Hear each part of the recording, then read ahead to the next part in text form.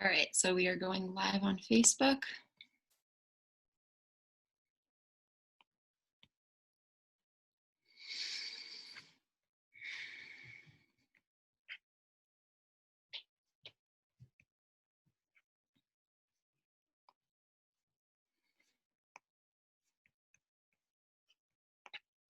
Hi, Facebook. We are going to get started in just a minute here, and it's 11 o'clock, so we can go ahead and open the waiting room. Hi, everyone. Welcome to the Animal Liberation Online Assembly. We're so excited to have you all back here again, second Saturday of the month. Today we're going to be taking action to expose Animal Ag's dirty secret. But before we jump into all the content of today's call, we're going to hear some music as we wait for everyone else to join and just get settled in. So please join me in welcoming Maple and Kindle, and they're going to be performing their original song, which is also a call to animal rights activism, and it's called Singing for Liberation. So please welcome Maple and Kindle. Oh, you guys just need to unmute. Yeah. All right, thank you. Hey, everybody. 1, 2, 3.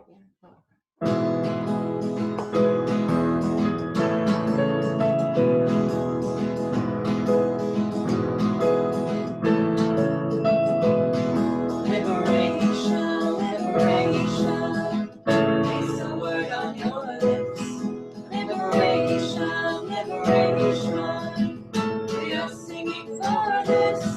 We believe we'll achieve one human generation.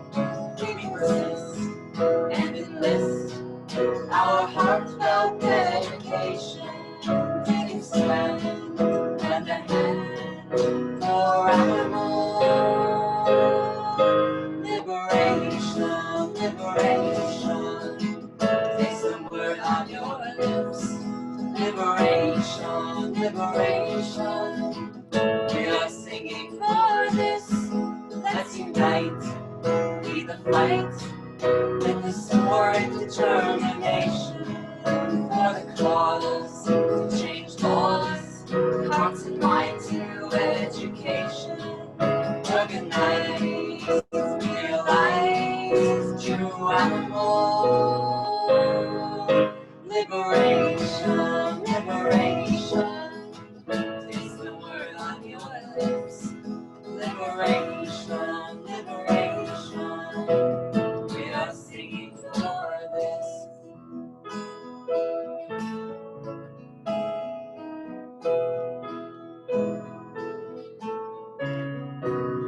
We hold you dear, we'll rescue you. Your Bill of Rights, we'll see it through. We'll set you free to walk the earth intrinsically. Your right of birth. Liberation, liberation. Taste the word on your lips. Liberation, liberation. We are singing for this. Liberation, liberation. Ah, ah, ah, ah. Liberation, liberation. Oh, oh, oh, oh. Liberation, liberation. We'll keep singing for this. Liberation, liberation. We'll keep singing for this. Thank you. Thank you guys so much. That was beautiful, and thanks for blessing us with your musical gifts. So thank you so much to Maple and Kindle. For those of you who joined us during the song, that was Maple and Kindle performing their original song, Singing for Liberation. And this is the Animal Liberation Online Assembly. So welcome. My name is Joanna, and I'll be your host for today. And so, we're here. We are a global, We are a global community united for animal liberation, and on the second Saturday of each month, we come together from all corners of the world to learn and be together and to take action for animals. So before we jump into today's action-filled episode, we are just going to go over some Zoom logistics here. So this is an invitation to rename yourself if you'd like. You can include your name, your pronouns, and also your location, where you're calling from in your name if you want to let us know where that is. We also have ASL interpretation on today's call, and Amanda is just going to say a little bit about that. Are you there, Amanda? Yes. Hi. So if you want to, you can go ahead and pin my screen. There's going to be two interpreters, myself and Alex Rose. The two of us are going to be interpreting. And so the top right corner, you can click on the three little buttons, tap that, and there'll be an option to pin video. So, all right, thank you. Thank you so much to Amanda and to Alex Rose for interpreting for us and just for being here. We really appreciate that you are helping us make this more accessible to more people. So this is also an invitation to turn your video on, find the chat, and engage with each other. Video and the chat and other ways that we're going to be participating in the call make us feel more of a sense of togetherness. And so even though we're not sharing walls today, we are in a room here, the Zoom room. So let's just take a moment to center ourselves, to arrive, to smile, and feel gratitude for our community that we have here, and to remember what unites us, which is animal liberation. We also want to uphold the same standards of conduct that we do when we gather in physical space. So anyone violating this code of conduct will be removed. So today we are confronting Smithfield Foods, and they are the world's largest pork producer. And just a warning, this next image might be slightly disturbing. It's not super graphic, but just wanted to give a heads up about that. So in addition to exploiting millions of animals and keeping them in suffering, Smithfield also has a track record of environmental racism, literal human trafficking, and their slaughterhouses have also been the sites of a number of COVID-19 outbreaks. And while we know that all companies that use and exploit animals need to be shut down, Smithfield really represents the worst of everything that's wrong with the animal agriculture industry. So today we're going to be speaking with Elsie Herring, and she's a resident of a North Carolina town where Smithfield has been spraying their pig waste. And we'll also be tuning into a live action that is going to be targeting Smithfield. And this action, while it's addressing a serious issue, is taking a bit of a humorous approach to dramatize what's happening. And so before we get into all of that, we're going to be hearing from someone who is going to tell us more about why humor is not just okay to integrate when we're talking about serious issues, but is actually an important part of social movements.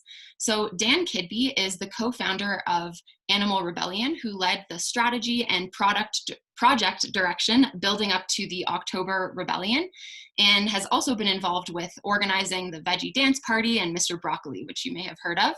He's the co-founder of Animal Think Tank, where he's researching how to build mass movements for animal justice. So please welcome Dan Kidby. Thanks, Joanna. Hi, everyone. I hope you're all doing okay today. I'm speaking to you from the UK. It's the evening. I've just been out growing loads of veggies, and it's been a very busy day. And I've just washed my hands of all the soil ready to come speak to you today. So what I've been asked to talk about is humour and why humour is so important. So I guess where I'm going to be talking to you from is based on the ideas of strategic nonviolence.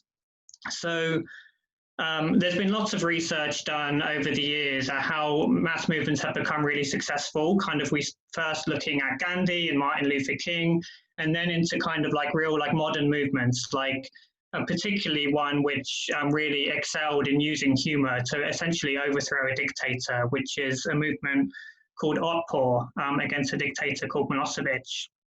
They essentially built their movement through doing wacky pranks to the point where they, through humorous action, built a movement of 70,000 people who had released the fear of engaging in civil disobedience and the fear of standing up to who was a very brutal dictator, because through humorous action, people got joyful and inspired and was able to find ways to speak truth to power and really highlight the ironies of the violent system.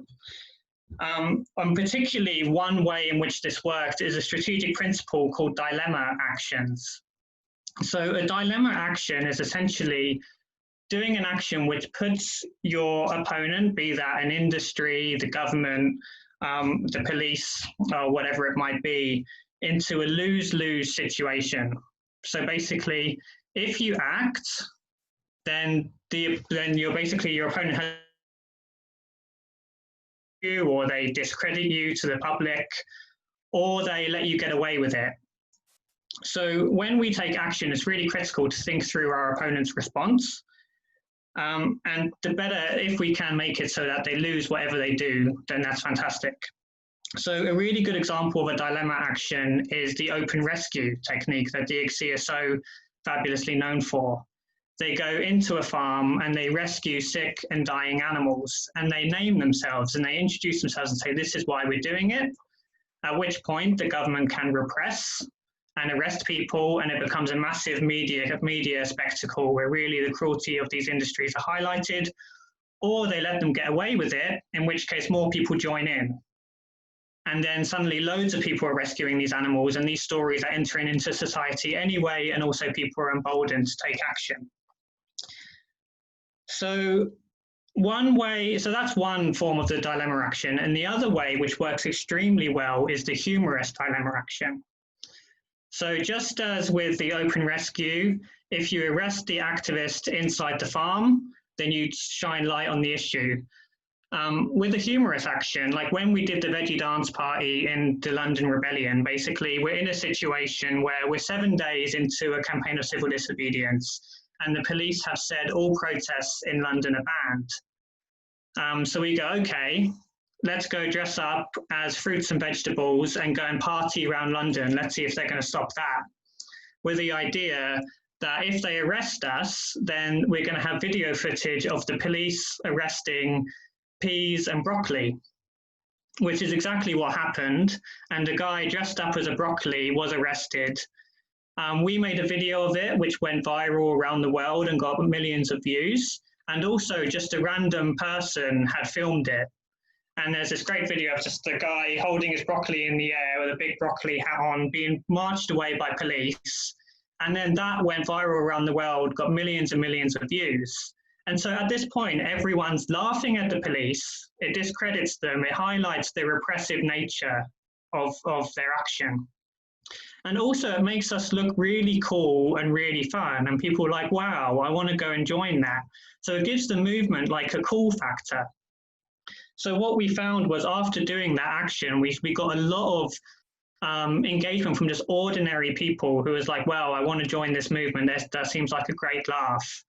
And this was a very controversial action when we did it.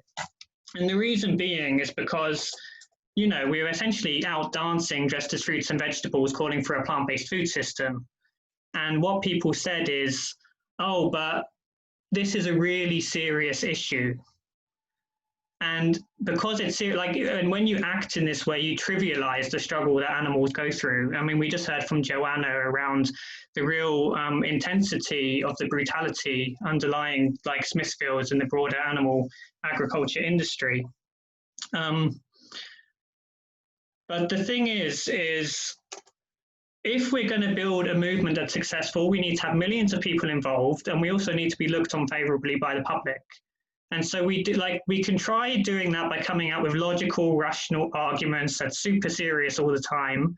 And we might convince some people, but it's not going to necessarily attract people to join us, because people join movements because they're cool, they're fun, they're going to make friends, they're going to find a sense of belonging. It's very emotional.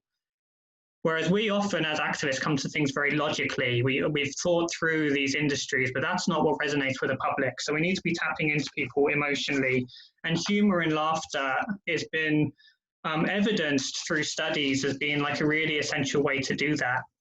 So there was a study done, I think it was this year or last year, by Canvas, which are social movement organization, which basically found that movements that engage in this kind of activity are 2 times more likely to be successful than your typical non-violent movement that doesn't do this stuff. So we've got empirical data to show this is really effective. I'm not sure how much time I have to speak, but I might just give like a couple more examples, if that's okay, Joanna, of, yeah. So one, which I guess isn't quite like as funny, but it has like a beautiful irony, and it also touches emotions in different ways, and like shows how kind of artistry can really work to critique the kind of violence that's taking place. And this is in Australia. They have duck hunting every year, and it's horrible. Loads of ducks get killed, and it's like one of these things where they start it on a particular day of the year, and it's always the same day every year. And there's always a big media spectacle when this happens, because lots of people are participating in this thing. And the routine is that the activists go and protest, and they're there for months, in and out, and often with not much actually exposure of the activism that they're doing.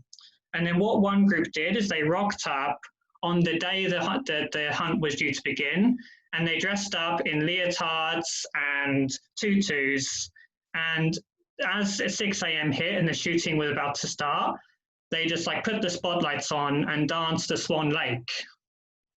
And it was just this beautiful kind of like poetic dance, which basically critiqued the patriarchal nature of this violence, of all this men out in kind of rural Australia going and shooting ducks.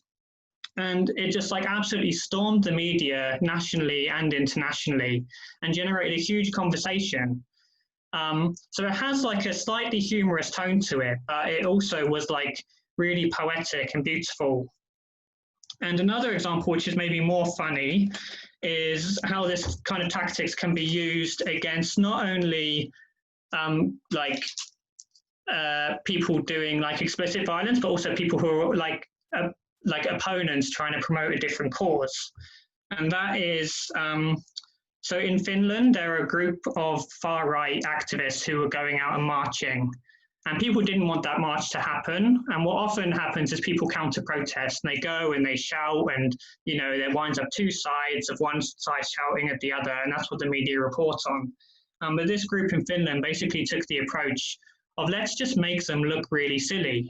So they dressed up as clowns, joined the march, and went hand in hand with people, which meant that the marchers basically had 2 choices. They could, one, continue the march and then be photographed next to clowns and look like idiots, or they stop the march and go home. So either way, you win, and it's just by turning up and taking the piss. So there's a lot of power in this stuff. There's lots of different ways you can do it. I'm really excited to see what's planned today. So yeah, I'll pass back to Joanna. Thanks so much, Dan. Yeah, it can be hard in this movement when we're constantly exposed to so much suffering. It's hard to take a step back and remember that humor is a really important part of our humanity, and that we can still integrate it into our movement while we're addressing these serious issues. So now we're jumping from humor to a really serious and devastating story. And while these things might seem unrelated, we're going to be tying it all together later on this call. So next up, we are going to be hearing from Direct Action Everywhere's lead organizer, Almira Tanner, who's going to be talking to Elsie Herring. And she is the woman who I mentioned earlier, who lives in North Carolina, where Smithfield is spraying pig manure in these communities where people are living. And before we hear from them, we're just going to watch a short video. And this video is by We Animals Media, and it gives a little bit more background and context on the situation and on Elsie's story.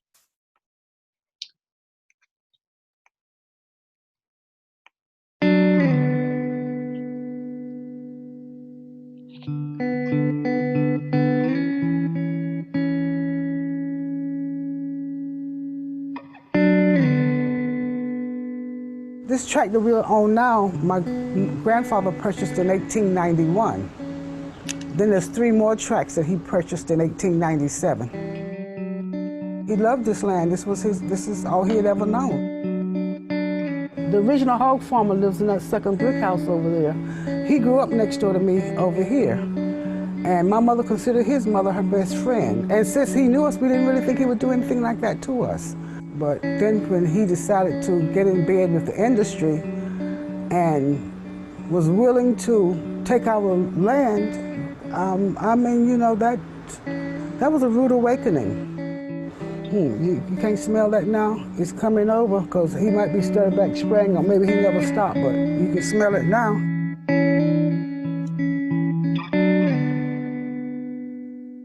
When you're smelling it on the wind, it stinks, and that's one thing. But when someone is 8 feet from you, releasing it into the air, when it's being released, that's what you're breathing in. And I say that's when it's at its rawest. It's raw, you know. Your eyes will start running because, you know, all that ammonia is being released, that methane gas, the hydrogen sulfide gas, you know, it's all that's being released. And there's probably other gases, and there's antibiotics and growth hormone, pesticides and stuff other stuff that I probably don't even know and couldn't pronounce if I did, that's in that waste. The waste gets washed through slats, and it goes into this lagoon, which is really a cesspool, and that's where it's stored. And to keep it from overflowing, they have to remove that waste, and they do that by this irrigation system.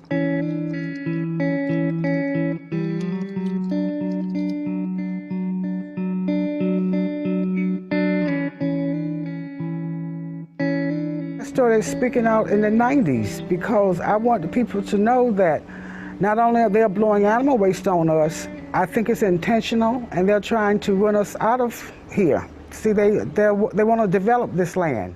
Any kind of dirty industry that they don't want to put in a affluent neighborhood, they'll put it in poor and black neighborhoods because they know we don't have a voice, they know we don't have money, and the representation is just not there.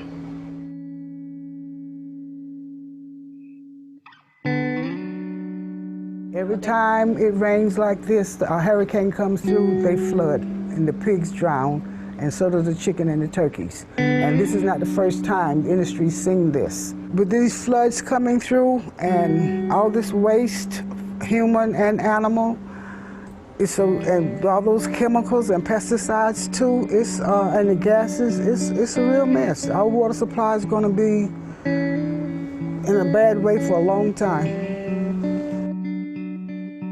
We've already tried the proper channels, you know, the county commissioners, the health department, the governor, the attorney general, you know, as a matter of fact, 2 governors. But these people are elected by people like me, and they don't represent us, and they let us know to our faces that their loyalties lie with the farmers and the industry. And we're not even suing the farmers. We're suing the industry, Smithfield. It's just an ugly industry, and they want you to believe we're feeding the world. But when you know that they are being slaughtered every day, 32,000 a day, that's enough to make you want to understand why you're doing this to these animals. And they be squealing, so you know they're in pain, so they know pain. I'm hoping that people will really open up their eyes now that Florence has come here. And we've told them in the past, it's happened once, it's happened twice, it will happen again. You need to clean this system up, and here we are, right back where we always was.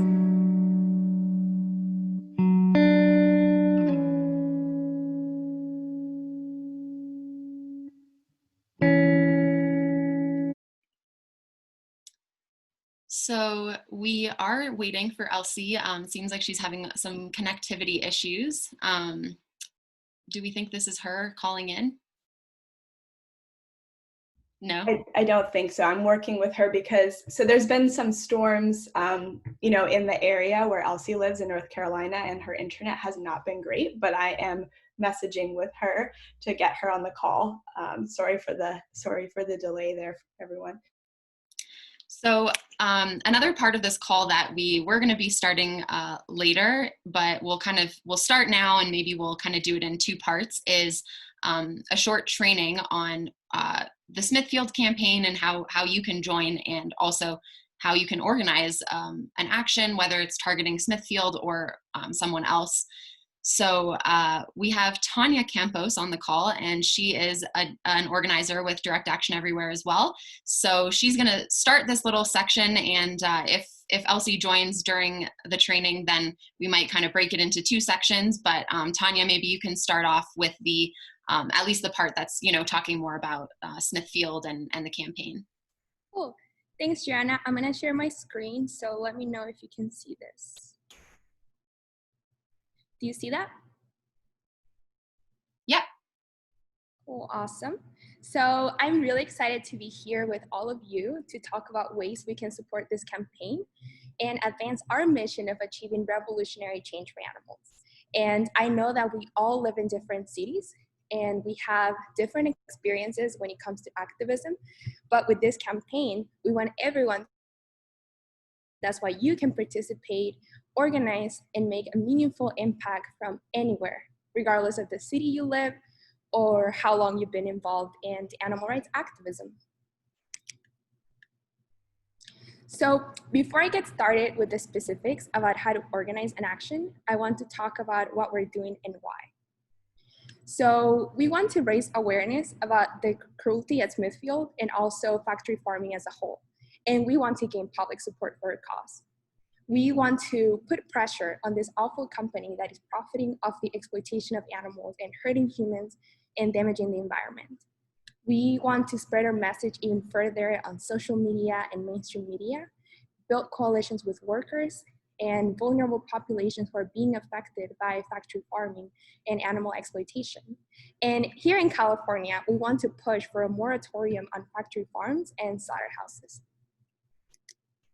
So what I'm asking all of you today is to participate and to organize an action in your city. Because in 3 weeks, on August 29th, that's a Saturday, we are going to be executed a coordinated day of action to achieve the goals that I mentioned. And we want you to organize an action in your area, wherever you're living. And if you choose to organize an action, you will have support, and we're gonna be available to answer any questions that you may have. And if you would like to organize an action in your city, we have a form that you can fill out, which is dxe.io/organize. And we've created a few different action ideas that you can do if you choose to organize an action. So I'm gonna briefly talk about each one of them. So the first one, which is kind of like the theme of today's Aloha, is shit field. And we know that Smithfield has many destructive practices, including spraying liquefied pig waste out into rural communities where its farms are located. And today we have a group of activists that will be participating in an action where they're going to be using this narrative to elevate this issue that is happening at Smithfield facilities. And you can do something similar in your own city if you would like to take this angle. And there are different ways that you can do this. You can use different props that look like pieces. So online you can buy different things that can work, or you can create your own mix with whatever you have at home and bring it to an action to elevate this really important issue. And this can create a really strong visual, and we know that press really likes to have those amazing pictures with strong visuals, and that is a good way of elevating issues as important as what Smithfield is doing. Then we also have whistleblower outreach, and we know how impactful it can be to work with people who are slaughterhouse workers, farm workers, and we want them to share their concerns if they have any about this industry, or if they're experiencing worker abuse or animal cruelty that they've seen happen at these facilities. And we have a whistleblower program in DXE, and we want to let them know that we want to work with them and we want to support them and we want to help them. And a great way of doing this and letting them know that this exists is by doing outreach at different facilities. And you can see here, Kitty, recently, I think about a week ago or maybe 2 weeks ago, we had a coordinated action with about a dozen cities participating, where they were doing outreach, and they handed out a lot of flyers, and some cities got press, and now we're just waiting to hear from people who would like to blow the whistle. And then if you don't have a Smithfield location in your area, you can still participate by organizing an action that has a more broad messaging, because we know that animal agriculture is a really exploitative industry, and we want you to still participate and elevate everything that is wrong with factory farming and animal exploitation. And we know that COVID-19 is just the beginning, and we know that more pandemics are going to come if we don't stop factory farming and if we don't stop animal exploitation. And those future viruses are brewing right now inside of farms, and we want to elevate this important issue. So with all that being said, we can start with the specifics about how to organize an action. So the first thing that you have to do is pick your location, and depending on what kind of action you want to do from the different options that I just gave, you can find a location that makes the most sense for you. So this could be a Smithfield corporate office if you have one in your area, and we have a list that I can share with you later if you're not sure if you have something where you live, or slaughterhouse farms if you decide to do the whistleblower outreach, or grocery stores that either sell Smithfield products, or even if you decide to do like the more broad action plan, which is cancel animal ag, that also works to do it at a grocery store. And if none of those things are an option for you, you can do it in a public area that maybe has a lot of traffic. And if not, you can just do it in an intersection, because we can take action from anywhere. And that's the beauty of activism, that all we need to do is have the will to go do activism and take action for animals, and then we can do it from anywhere. So when you pick your location, you can scout. And if you're not familiar with that, scouting is the action of gathering information about a specific location. And it's really helpful that you scout, because if you're organizing an action, you don't want to show up to the protest location without ever looking at it before ahead of time. And ideally, scouting is done in person, but I know that sometimes that can be a little difficult. So the good thing is that now there are many different tools online that you can use for scouting when in person is not an option for you.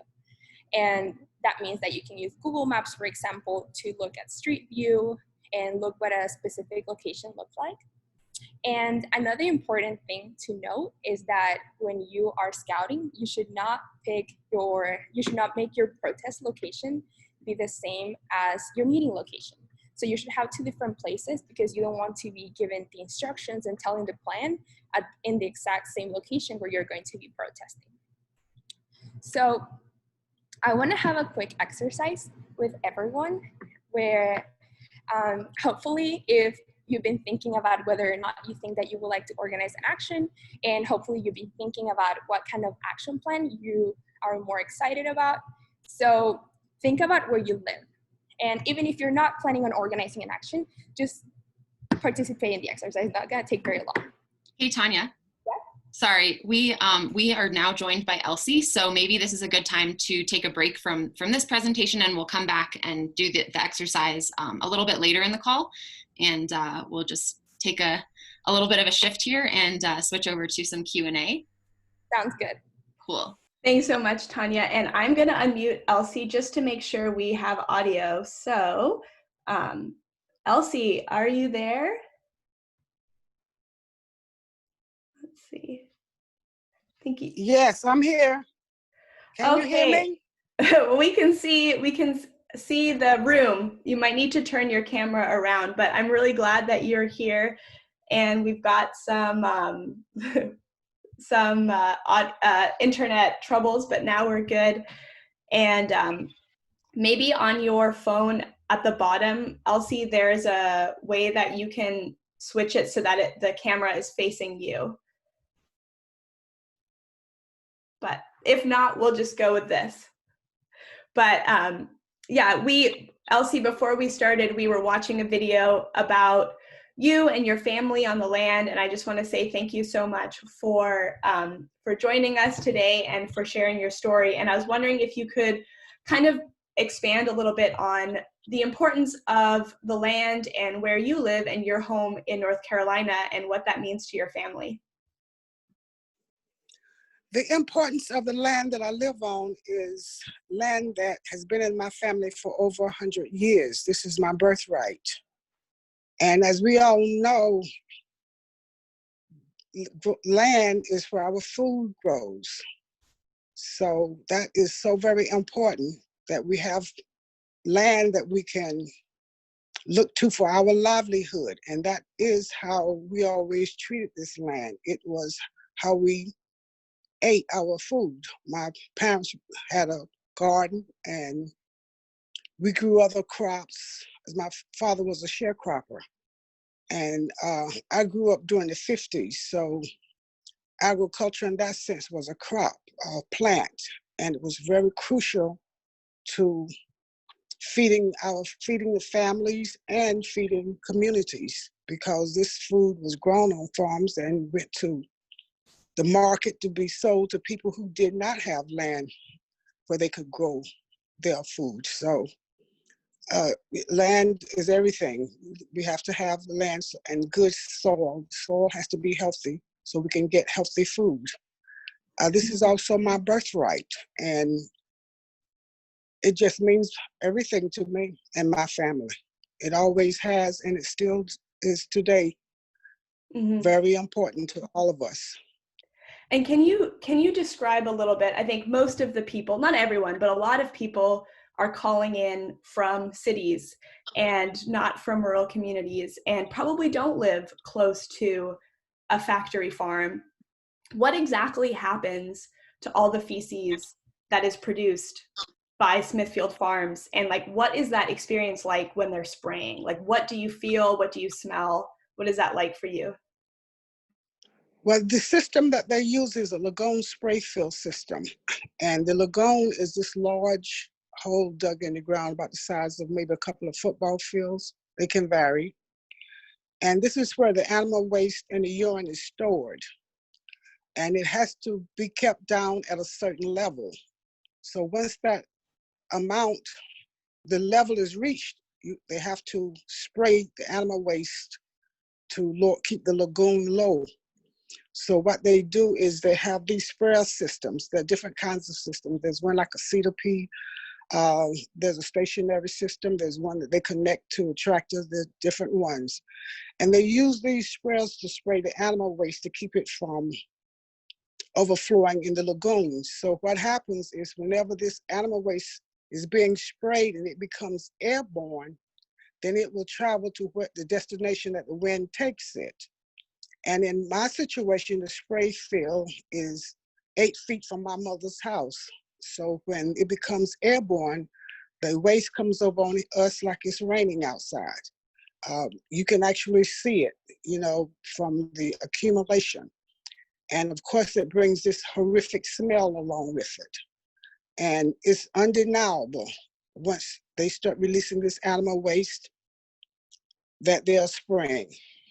It's a horrible odor. When you told me, Elsie, that it feels like it's raining, like that to me was so powerful in a horrible way, that you can literally feel this feces raining on you. Yes. What health implications has that had for you and your family, and people in your community? Well, since they started spraying this animal waste on us, I have never had bronchitis before, and I was diagnosed with bronchitis about 3 years ago. And my niece next door, she's having breathing problems. And my niece's husband, they all live next door to me here. They're near this facility as well, of course. And he's had a lot of health issues. And I'm just not sure if it's coming from the animal waste, but this is the only foreign subject that has come into our living environment. So I associate it with that. And then talking with other people who live in communities that are impacted with this industry, they're having the same sort of problems that we are, especially the breathing problems. And they have heart problems, they have cancer, some have diabetes, some having strokes, a lot have what they call the COPD, having trouble breathing. And of course, we know it's detrimental for kids as it relates to asthma. There's kidney disease. There's a myriad of diseases and sicknesses that people are encountering that lives near these facilities.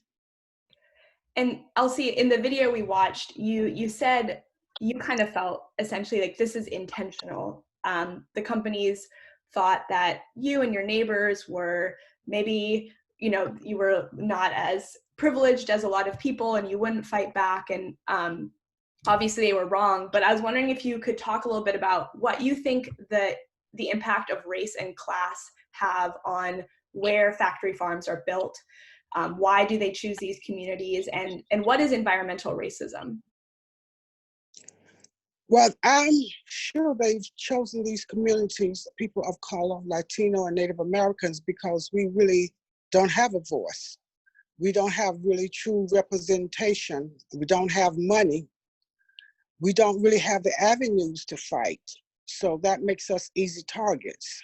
Once you don't have any kind of support system from those that are committing these crimes and the lawmakers who are supposed to make sure that our quality of life is, a livable quality of life, then we're easy targets. And that's why they've come into our communities and they've got it saturated with swine CAFOs and chicken CAFOs. And there's really not much we can do about it until we can change people's minds, get our legislators to understand that all our basic human rights are being violated, our civil rights are being violated. And hopefully at some point in time, we'll be able to get through to people to understand that we're just being taken advantage of and abused, and we can't do anything about it. And to me, that is environmental racism, because these facilities are located in primarily people of color, Latino, and Native American communities. They're not located in communities where people have money, where they have power, and they have a voice, and they can bring about change. And they can even, in a lot of instances, stop these facilities before they even come into their communities. But you did do something, Elsie. You have been organizing and fighting back for a long time. Can you tell us, I know there's some restrictions on what you can say, but I think maybe some people don't know about the lawsuits. Can you tell us about the lawsuits that you and your neighbors fought and won against Smithfield? Well, I can say what is public knowledge about the nuisance lawsuits is that, as you said, we won 5 cases went to court. We won those 5 cases. And the fight continues. The cases are under appeal, so we're waiting for the decision on that. And we just have to wait until we know which way the 3-panel judges are going to, 3-person judges are going to rule on these cases. But we did get people organized, we got people educated, we got people to understand if we pull together, we can bring about change. And as you know, change is slow, but it's worth the fight that we've launched against this industry, because they, as I said, they've taken away our basic human and civil rights. They've taken away our right to clean air, to clean water, to enjoy our property. Those are all God-given rights. And this industry, in the name of money, have stripped those rights away from people who live in these communities where they've placed these facilities. What was it like to go up against Smithfield? So just for folks who didn't catch all of that, 5 lawsuits have been filed against Smithfield by people like Elsie, and Smithfield has lost every single one of them. They are 0 for 5, because when you put this evidence in front of a judge, it's like, this is very obvious. Smithfield is now appealing, and it's in an appeals, but what was it like to go up against this billion-dollar industry? Did they try to intimidate you? I know you have some stories of some intimidation. Oh yeah, they tried in so many different ways to stop me from lifting my voice about the injustices that we are being dealt. the first encounter I had was with the hog farmer himself. I tried to explain to him that where he was blowing this animal waste on us is my family's land. And it's coming over here on us, and it was stinking. And his response was that it was his investment, and he was going to spray. So then I started making phone calls. I called the sheriff's department. They said they couldn't get involved. I called the health department. They said that I need to call DENA, which is now DEQ, Department of Environmental Quality.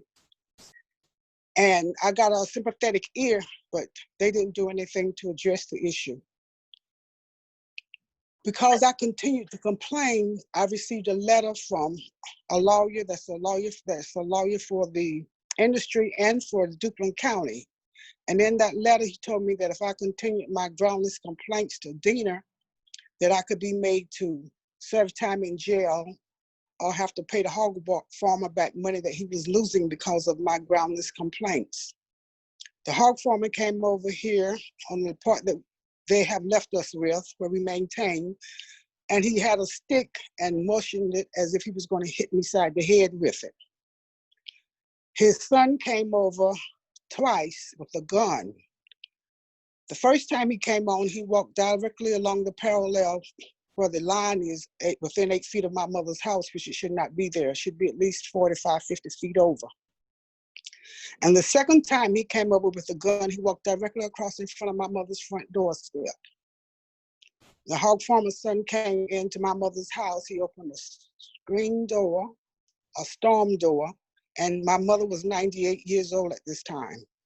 And he grabbed onto her chair and he shook my 98-year-old mother around. And he cursed down at her and told that he could do anything to me that he wanted to and get away with.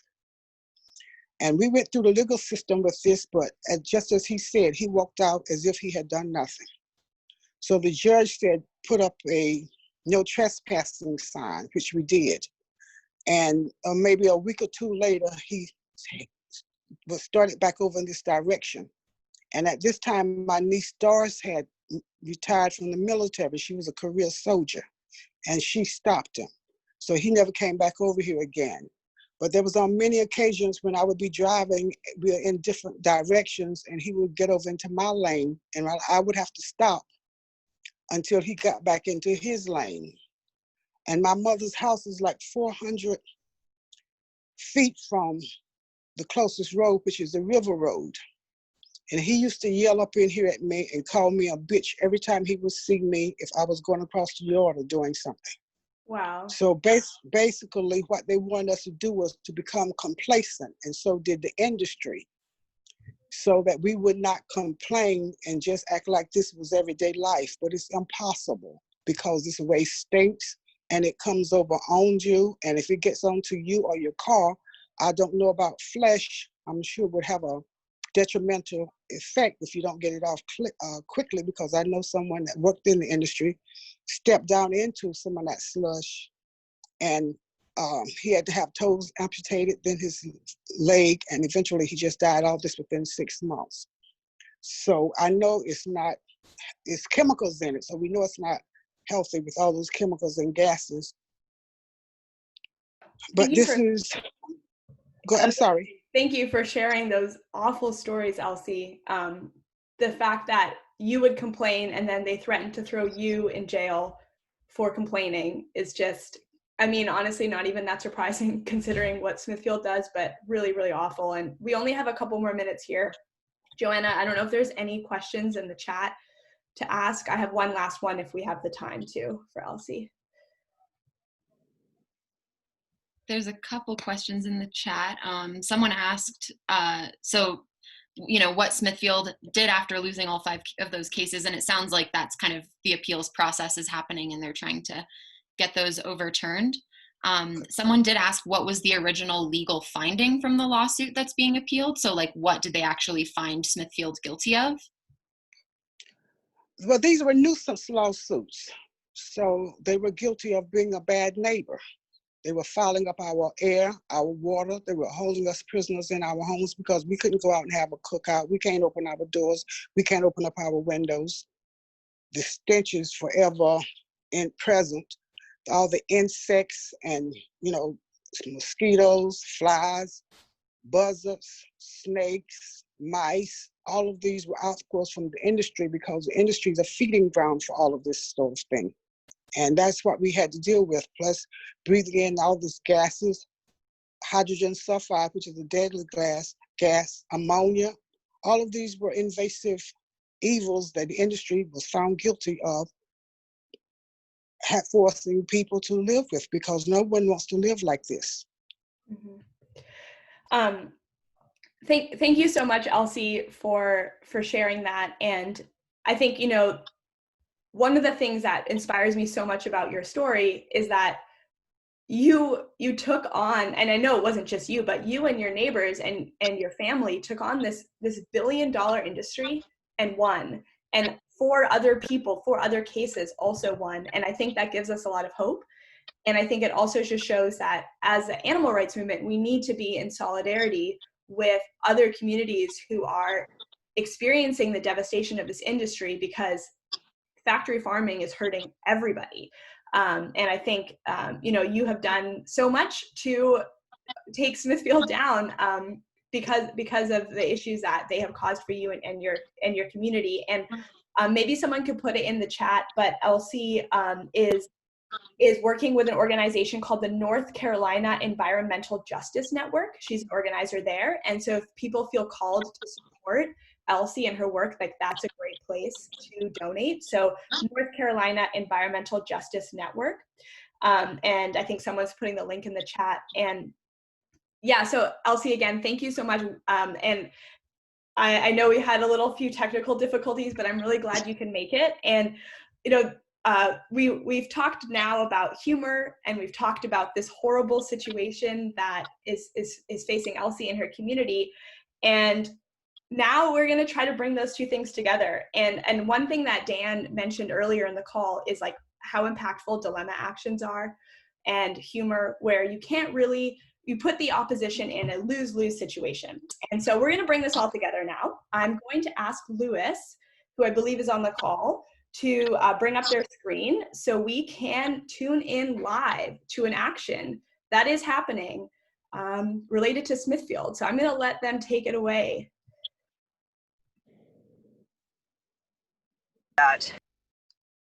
So it's actually me. I'm going to be sharing my screen, and we're going to be tuning into a live stream here. This is happening in Smithfield, Virginia, and we'll see how much they're going to explain about what they're doing, and I might pause the video at certain points to just explain a little bit more if it's unclear. But we'd also invite everyone to share this live stream that's happening. So you can go to you can link to dxe.io/live to share this live stream, and I will unmute it now, and we'll take a look.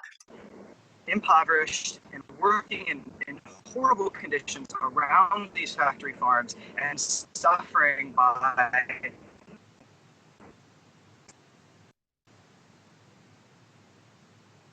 the smell. But in the instance of coronavirus right now and COVID, they've actually been, just not prioritized at all by this corporation, and are put in confined spaces and are contracting some of the highest rates of COVID throughout the country. So what we're doing today, which I think is probably the first time that this has ever been done, definitely in DXE history, but probably in animal rights activism everywhere, is that we are actually bringing the shit from a Smithfield facility. So some folks went to a facility and got a 55-gallon barrel full of pig excrement, and they are bringing that to a executive's place of residence right now to spread the waste and ask him how he genuinely feels about doing this in his community, around his neighbors, and if this is something that they support. So hold on one second. I think we're getting pretty close here, so we're just trying to navigate our way to the property. Is there anything that you want to say? Yeah, so we're just returning Smithfield property to its rightful owner. If it's fine to dump this stuff into communities and to poison the land and the water of communities, especially communities of color, then that's fine. We're just going to return it, and there shouldn't be any problem with that, right? If this stuff is perfectly safe and perfectly fine, There shouldn't be any problem returning it to its rightful owner. This is property of Smithfield, returning it to the Smithfield CEO. It's really that simple, and I think there's a quote from Smithfield. I'm actually going to share that to you guys in just a second because we're about to jump out of the car here. So as we wait for them to get to what they're doing, we'd love for folks to share. We can see right here on the side, we've got 27 shares going right now. So you can help us show this action to more people and get this message, more widely seen by sharing the video. The link is in the chat, and you can just share dxe.io/live, and we'll be able to see here the number of shares going up and also the number of people watching on the live stream. And behind me is the home of Ken Sullivan. Ken Sullivan is the CEO, the Chief Executive Officer of Smithfield Foods, the animal agriculture conglomerate that employs over 40,000 people and kills 20, if not tens of millions of more pigs every single year. Now, one way that Smithfield's abuses just kind of continue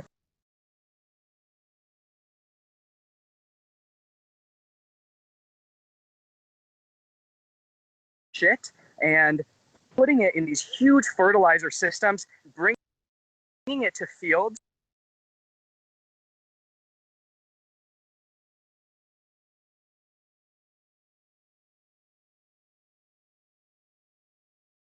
and spraying it in impoverished communities to the extent of it getting on their homes, affecting their well-being beyond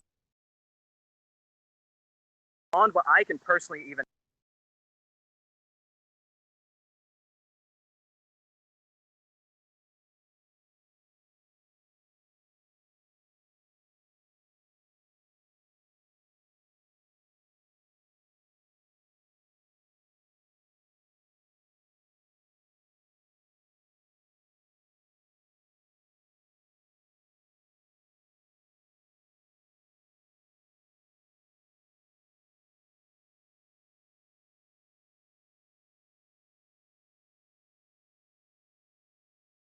imagine.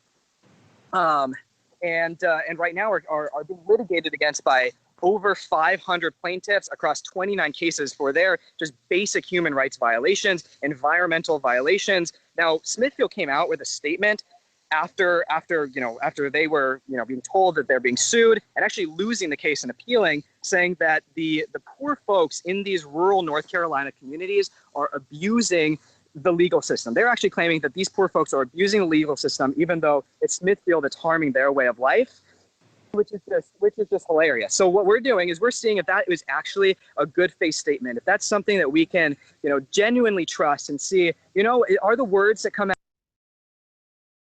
out of Smithfield, are they things that can be trusted? Are they kind of a company that we can read what they say and read their tailored press statements, and is it something they can trust? So our test today is actually bringing excrement from one of Smithfield's factory farms. And keep talking. We're actually having you hold one hand and hold the banner with one hand. Okay, sure. Yeah, sure. Yep. So it's basically kind of the test that we're doing today is if they stay true to their word, if they think that spraying excrement from their factory farms onto people's residences today, Ken Sullivan's home, the CEO of Smithfield, is something that they are generally in support of and moral support of. If basically they're comfortable with it being done to themselves as if they've been doing it to others. So hold on just a second right here. Yeah, why don't you two scoot that way? Yeah. 5 feet. Yeah, keep your attention. All right, so there's a few of us over here. 5 feet that way. 5 feet that way. Walk over towards me. That way. There we go. That's good. That's good. Right so right here, I'm going to try to kind of get an angle for you guys. Look at me. Yeah, cool. Yeah, just look.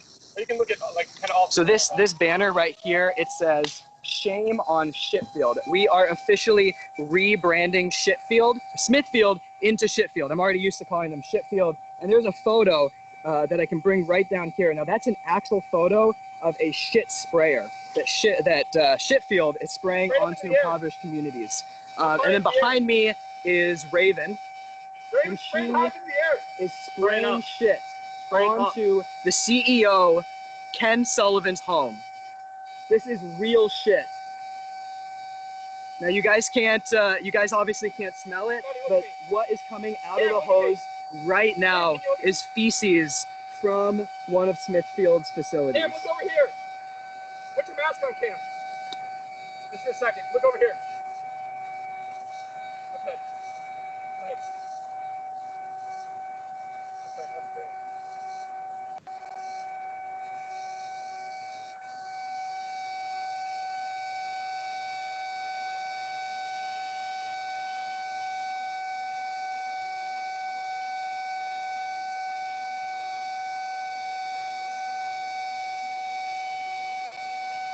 So we still, if anyone's just joining us right now, we are at Ken Sullivan, the CEO of Smithfield's property.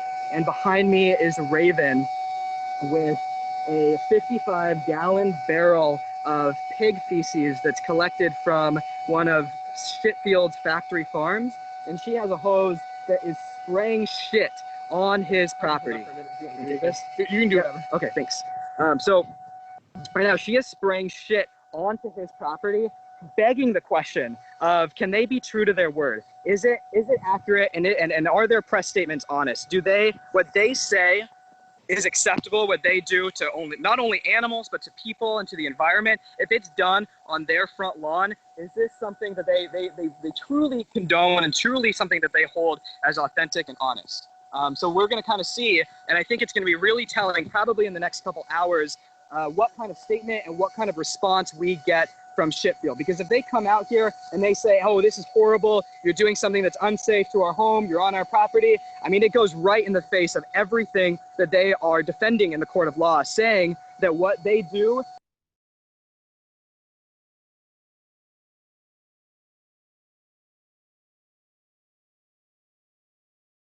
to rural communities, what they do to animals, what they do to animals is acceptable. So I mean, this whatever their statement is going to either kind of open the floodgates of either hypocrisy or maybe they're true to their word and they think that spraying shit everywhere is something that's absolutely acceptable. Or maybe they actually say that, hey, when you see it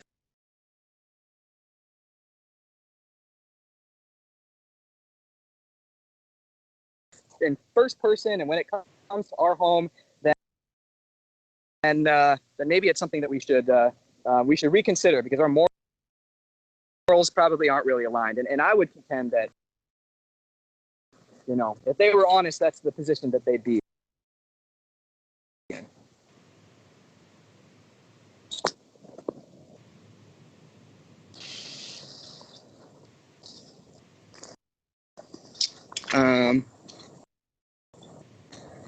Raven, it's used up.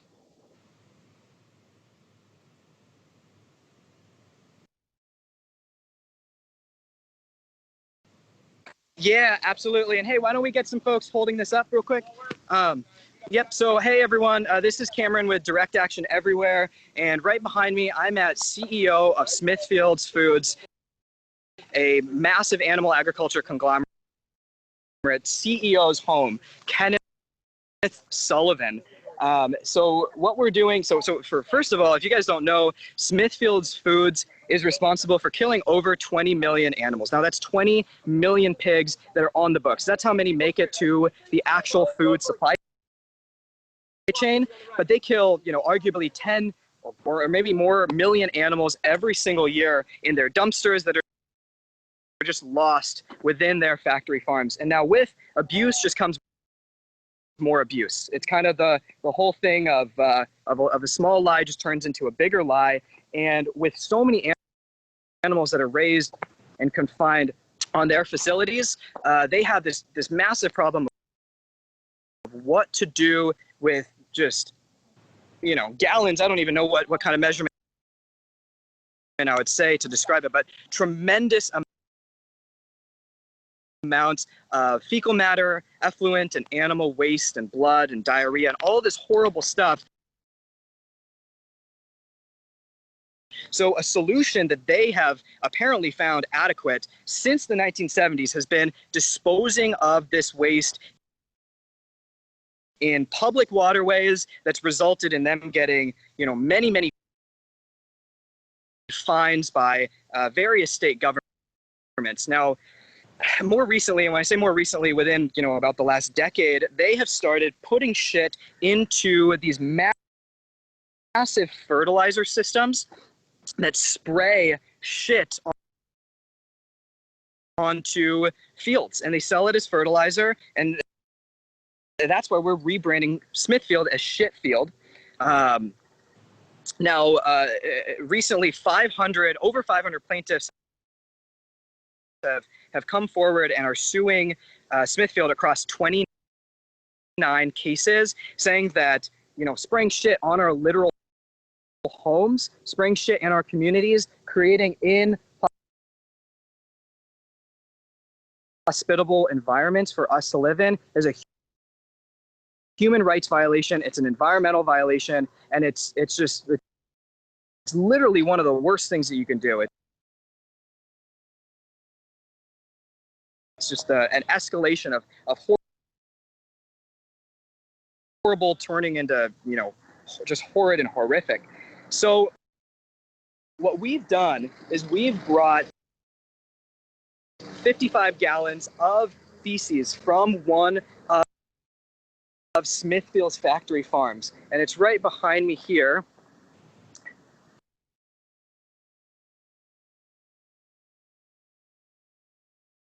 In this caution taped barrel.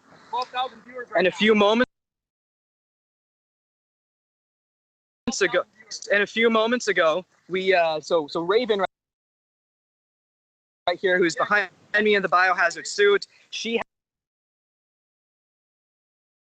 had a hose and she sprayed the entire 55 gallons of shit from a Smithfield facility onto Kenneth Sullivan, CEO of Smithfield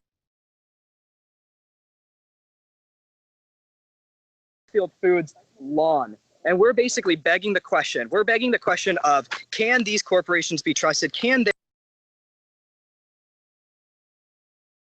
their guys and their public statements be trusted?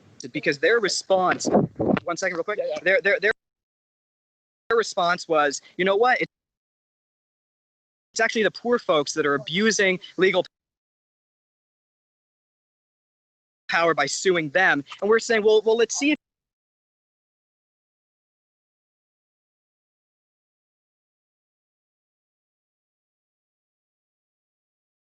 you guys can really stand and stay true to that. Are you going to stay silent? Are you comfortable with people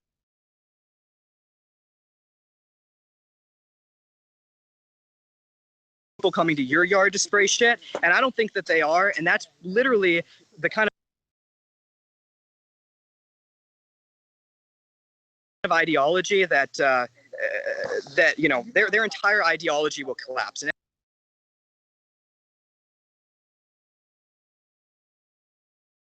every public statement they have will collapse. I think you can talk to Raven. Have this in your shot. Just get the banner and then the barrel in your shot, and you can point it to go the other. Yep.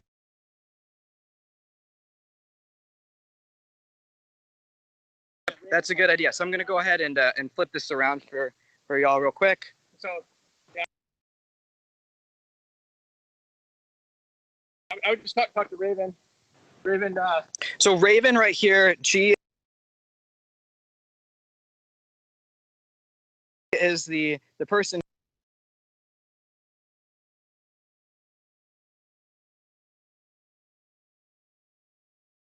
who's had just a more in-depth involvement with Smithfield, and she was the one that sprayed the feces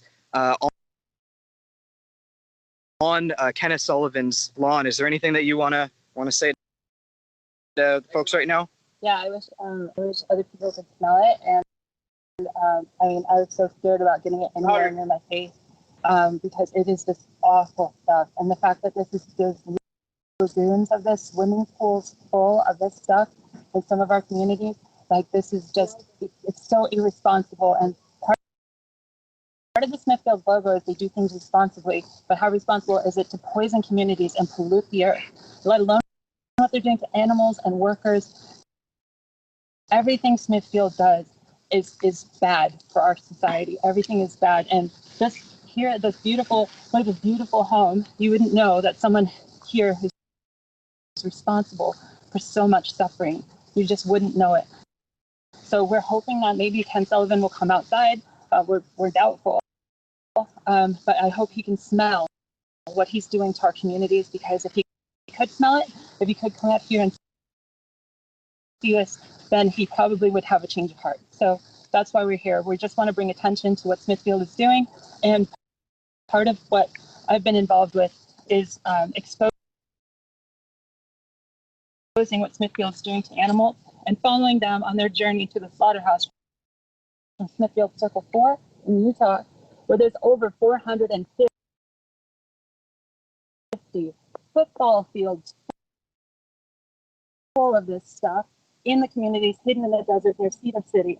So, you know, I followed them and followed the pigs on their journey to the slaughterhouse to see what happens to them. And they're the poor things. They're so sick. They're so ill. When they get there, many of them don't even make it that far. And we found dead pigs at Circle 4. We find dead pigs on the transport trucks. We find dead pigs at the slaughterhouse. This is full of disease. There's nothing good about this company, and that's why we're naming them Shitfield. They literally produce fields of shit in communities. They are literally poisoning our earth. So we just want to be here to raise that awareness for them. And then real quick, they're watching this, and if they share a concern and an agreement that they probably, you know, Shitfield really is just a corporation that shouldn't exist in a modern world. Is there a way that people online can support us? Yeah, if you go to dxe.io/tweet Smithfield, I believe it is, then you can tweet at Smithfield and let them know how you feel about what they're doing. All of this is for profit. This person has millions of dollars. They could easily do something else. They could easily use their power in Smithfield to put the company in a different direction. But every time we've asked them to do the right thing, they just come out with some sort of press speak, and you can't trust them. You can, everything they do is hidden away, and if you try to expose it, they come after you. They come after activists like us who are just here to expose it. We have nothing to gain except sharing the truth. So if you can go to dxe.io/tweet Smithfield, then you can just let the company know what you think. Yeah. So dxe.io/tweet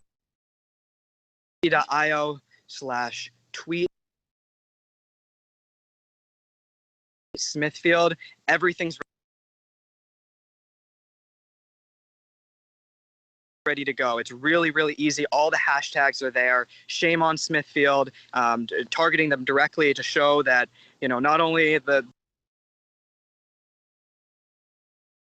folks within the company, but also news and everyone that's following on Twitter.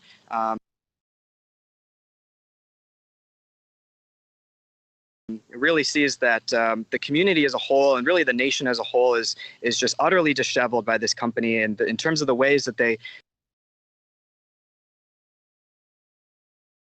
treat animals, the utter neglect for life on this planet, the ways that they treat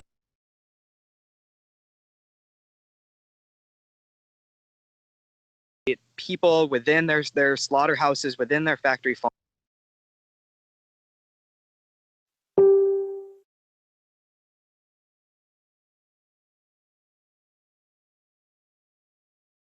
All right, so we are going to cut away from the action for a little bit here, and we are going to go back to Tanya. In the neighborhoods. We're going to go back to Tanya, who was telling us about the Smithfield campaign and how we can get involved in organizing. And we were just about to do some activities to learn more about how we can organize our own protests. And we'll go back to the action if something changes, or if police arrive, or some kind of escalation occurs. So stay tuned for that. But take it away, Tanya. Thanks, Joanna. That was a very interesting action. I'm glad that we are escalating our campaign against Smithfield, and I hope that that action motivated you to organize one in your own city. Actually, I need to go back to sharing my screen. So, can you see that? Yeah. Are you able to see the chat too, or no? Yes. Okay, I'll close I can ask you questions from there. So before I was interrupted earlier, I was talking about picking your location depending on what action idea you like, between the action menu, which was the shit field, which now you've seen what I meant, and the whistleblower outreach, and then also cancel animal ag. And I explained a little bit about what scouting means, and we were going to do a quick exercise where I was telling you that I hope that you've thought about what possible locations you can do an action in your own city. And I was mentioning how you can scout online using Google Maps. So I wanted everybody to take a couple minutes to do two things. One, write in the chat where's a good place in your city to organize an action. And then two, go on Google Maps and just look at what the street view it looks like at that location, so that you can become familiar with what potentially scouting a location online can look like. So let's just take a couple of minutes to do that. And yeah, let me know in the chat where would you do it. I'm gonna open it. So something that came up earlier, Tanya, was how to organize actions during a pandemic. And so maybe I see someone just put that as well. Maybe you could just give a little short, I know you said there's a longer video about that, but maybe you could just explain quickly how we can still organize during a pandemic. Yeah, that's a really good question. And I think that, from when we first started with the lockdown, I think it would have been really easy to say that, oh, we should stay at home and we should not be going outside because there is a pandemic going on. And I think that that can be a really problematic view, because I think that protesting is essential. And it's important that we take action to expose what is happening, because in the end, we know that these diseases come from farms or can come from farms and different facilities like that are brewing diseases. So we have to take action against them. And there are many different things that we can do to reduce the spread of COVID-19 when we are taking action in person, such as maintaining physical distance, wearing a mask, sanitizing your hands, being careful with the way that you hand out materials, and making sure that everybody who's attending the action understands the different measures that you can take to stay safe. And like I said, there is a video that I filmed about a month ago that I uploaded to the YouTube channel on the DXC as a Bay Area YouTube channel that explains more about that. I hope that answers the question. So I see a lot of people saying that we can do things at Costco, which is good because they do sell Smithfield products, Safeway, Amazon, Sam's Club, Farmer Jones Slaughterhouse, owned by Shitfield. Yeah, those are a lot of really good locations. Cool. So once you pick your location and you scout it, you can move on to determine your action plan. So, like I said, once you have your location, you should come up with a specific action plan. And for this specific action, since we do have an action menu, it's going to be a lot easier, because you'll obviously have creativity and you'll be able to come up with a plan, but there's already a theme to it. So typically, after you scout, you'll be able to come up with a specific plan. And things that you have to think about is where people stand and how many people will speak and when. And it's good sometimes to create a schedule so that you know exactly what's supposed to be happening and at what time. And also what materials will be used and how are they going to be used. And typically, not during COVID, how are people going to enter or exit the specific store and location. And I know that maybe right now, we choose to stay outside so that we don't go into crowded stores, but I know that that might vary city to city.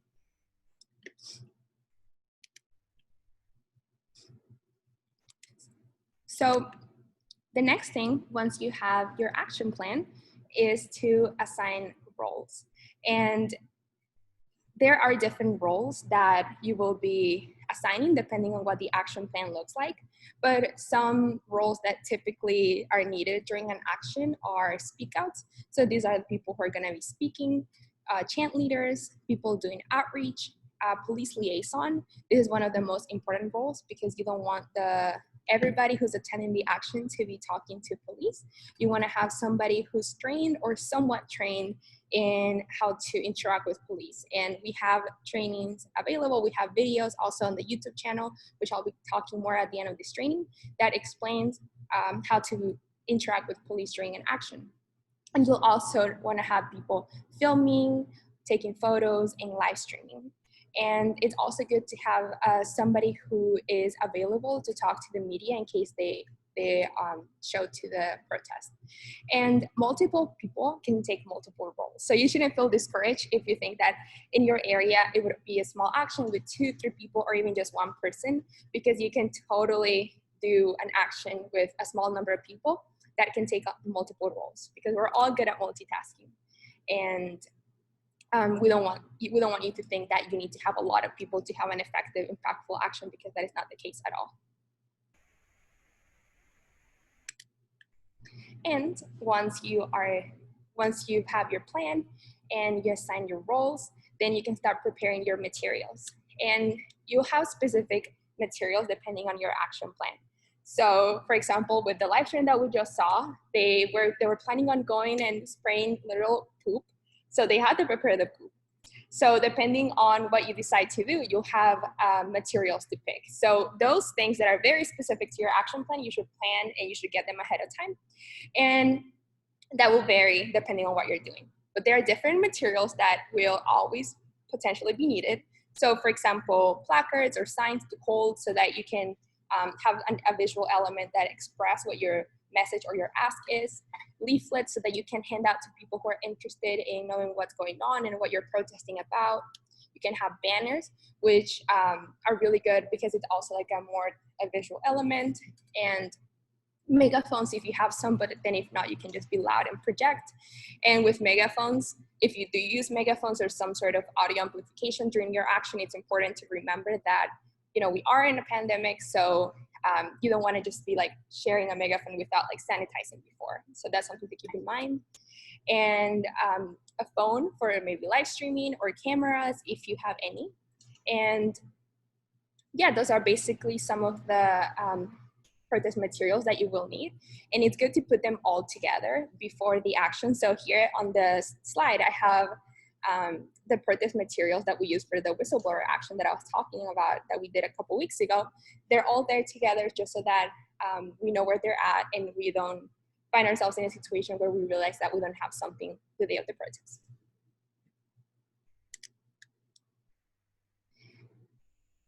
And then once you've done all that, you just have to execute your action.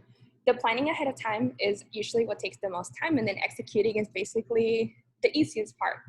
And some of the things that you should do is arrive early and do the briefing. And the briefing is when you're explaining the plan and giving instructions to people and going over key roles and talking about nonviolence, etc. And once you do your briefing, you can start with your action. You can use hand signals to like direct people when they're supposed to talk, when they're supposed to be leading chant, etc. And if you see police coming and you see the police liaison is maybe distracted, you can just you know, help let the police liaison know. Just like be aware of everything that is happening during the action and realize if there's like any issues and like step in if needed. And after that, you just signal an end to the protest and you can go back to the place that you did your briefing and do a debrief, which basically just means recapping what happened during the action and give shout outs to anybody who took a role and just have a little talk about, a little discussion with everybody who attended about the action itself.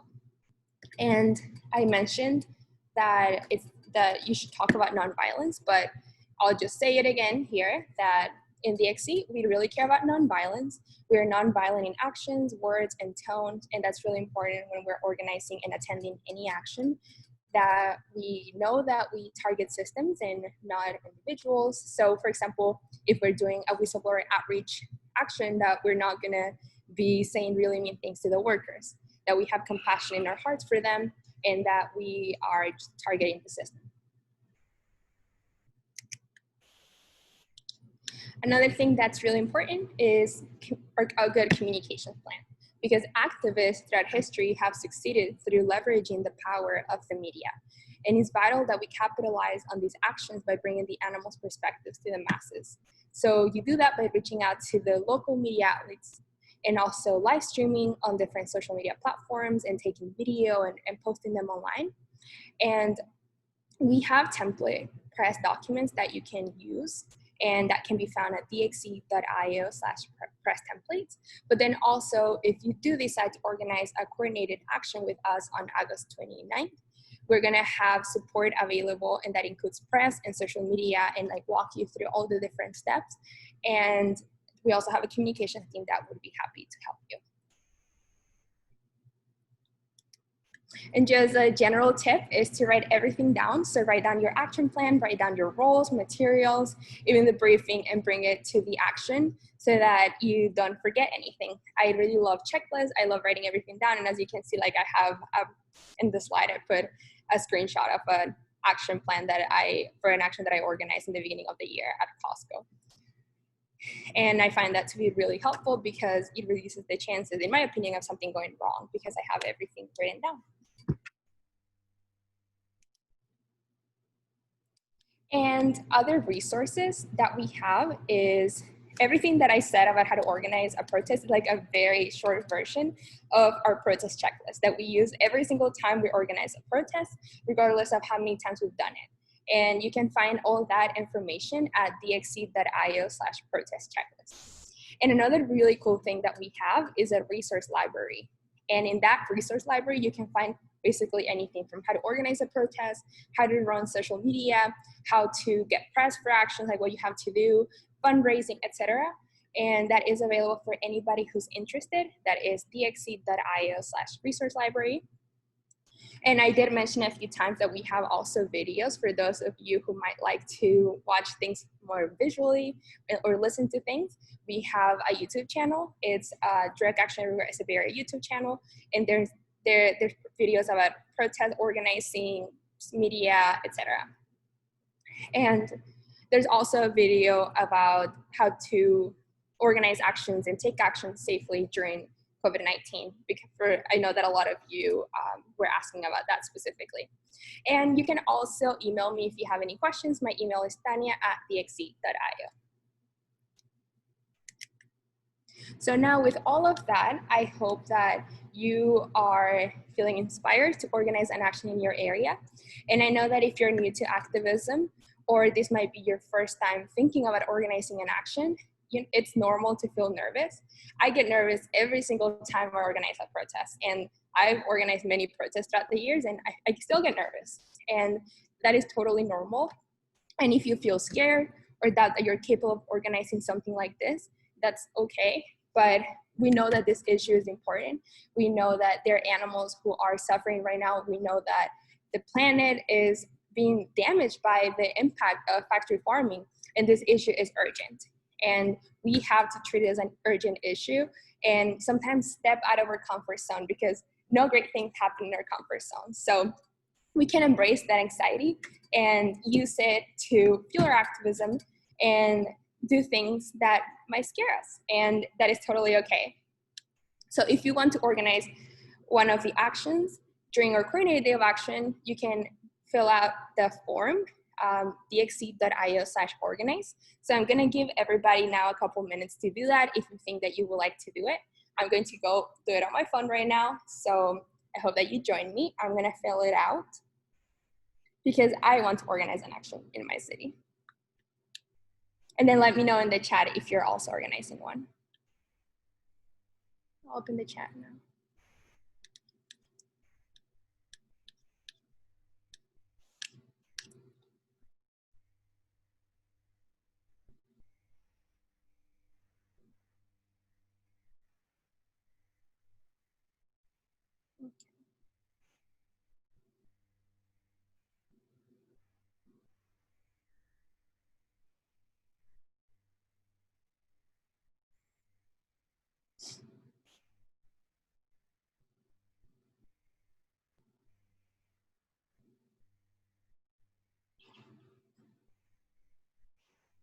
Okay, I filled out the form.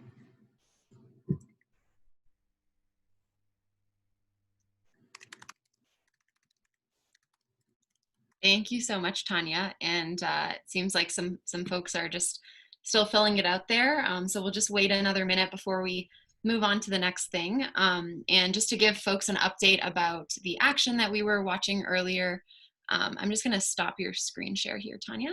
There we go. Just to give folks a little update about the action that we were watching earlier. The police did arrive, and one of the protesters explained to them what they were doing and how Smithfield also sprays pig manure on, you know, in people's communities, and so they're just bringing it to the CEO's house, and he kind of just walked away. So there's a police officer there right now, just kind of watching and looking at things, but no one's been arrested yet, or you know, it's not really escalating. So it seems like overall, you know, things are staying pretty calm there, and we'll see what else happens. You can keep watching the live stream after this call is over if things do continue to happen. But just an update is no real updates. They're still there, they're protesting, and the cops seem to just be standing by. So I do see a chat in the, or a message in the chat. How can people participate in someone else's action? So Tanya, I don't know if there's a plan for that. Yeah, that's a good question. I will, so after this, I'm gonna go see the forum responses and see who is gonna be organizing an action in their area. And then I guess if you are, I'll make a chat with everyone, and then we'll think about how they can be promoted. So I don't have like any specific answer to that right now. So maybe if you're on the call and you know you want to participate, but you're not sure that you want to organize, maybe still just fill out the form, and then that way you'll get information and be connected with the other people who are organizing, and you could just remove yourself from the organizing chat once that happens. And I see that Mira also linked in the chat dxe.io/join. So if you're interested in joining the DXE network and being connected to other people in your area who are taking action for animals, you can just go to dxe.io/join and join our global community. So next up, we're going to hear from DXE's social media coordinator, Zoe Rosenberg, and she's going to be leading us through a social media challenge that we can all do to help not only boost our own personal Facebook reach and learn about how to create engaging posts that spread, you know, awareness and reach people who may not otherwise hear this message, but she's also going to tell us how we can help get this message out about Smithfield and other animal exploiting companies. So please welcome Zoe Rosenberg. Thanks so much. Yeah, so obviously we're not all together in person right now, so we can't all go and take action like we normally would at a big conference, but we can take action online. So that's what we're going to do today. I'm going to do a social media challenge where we're going to pretend to spray shit on ourselves. So obviously we just watched brave activists and spray shit on the house of the CEO of Smithfield. So now we're going to do a social media action, bring more attention using the power of the internet on the fact that Smithfield is literally spraying shit on poor communities. So let's see here. Sorry. So to start, I want everybody to go and find some sort of spray bottle if you have one. It can be cleaning spray, perfume, etc. It can have a label on it. It doesn't need to be an empty spray bottle or anything like that. Any spray bottle that you have in your home will do. If you absolutely do not have a spray bottle, you can get a cup, but trust me, a spray bottle is going a lot better. So please get a spray bottle if you have one. And then I also want everyone to get paper, scissors, tape, and preferably a marker, but if not, some sort of writing utensil. So I'll give everyone about 2 minutes to go and find all of these things. Maybe once people have them, you can like hold them up in front of the camera so that I know that everybody's done.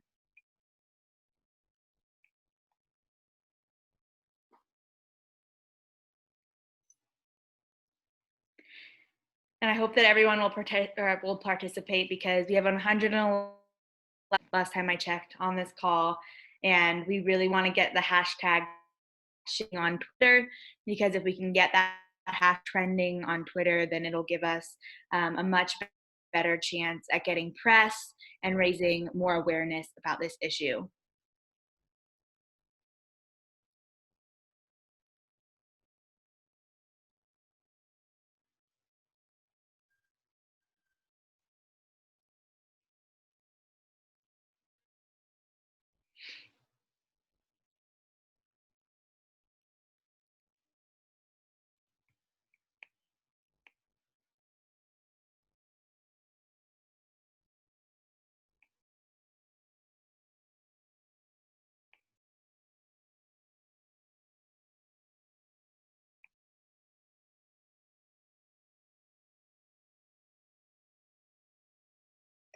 Cool, maybe folks can take about 30 more seconds to find all of these things.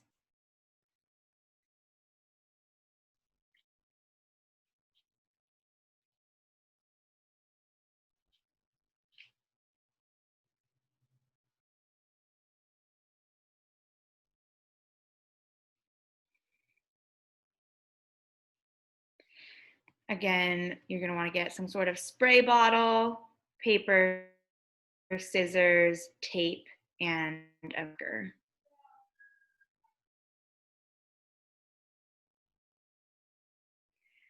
Cool. Well, hopefully everybody has found those things. If not, hopefully you can still hear me while you're finishing up finding those things as we go on to the next step here. Sorry. So next you're going to want to measure and cut your paper so that it will wrap around the spray bottle. So you can just kind of wrap the paper that you have as it is around the spray bottle and kind of maybe make a mark with your mark or just eyeball it to see about how thick you need your paper to be to fit on the spray bottle, if that makes sense. So maybe everyone can take about a minute or so to do that real quick. I just wrap the paper around the spray bottle and cut it so that, you know, there's no excess on top or below. And I know some people might have more, but like I know some of the spray bottles are more flat. So if that's the case for you, you can just kind of cut it to be a shape of like a label. I think everyone can get creative if you need, and they'll all look great, I'm sure.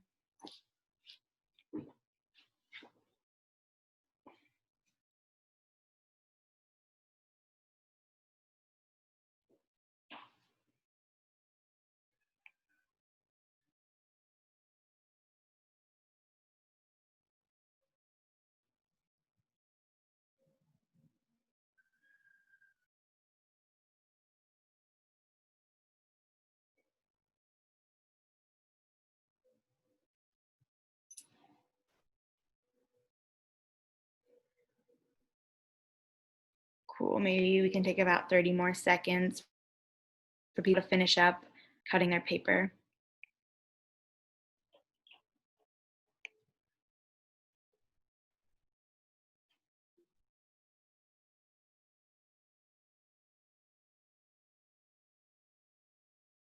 If folks want to, again, hold your paper or something when you're done cutting, that would be awesome so that I know that folks are done.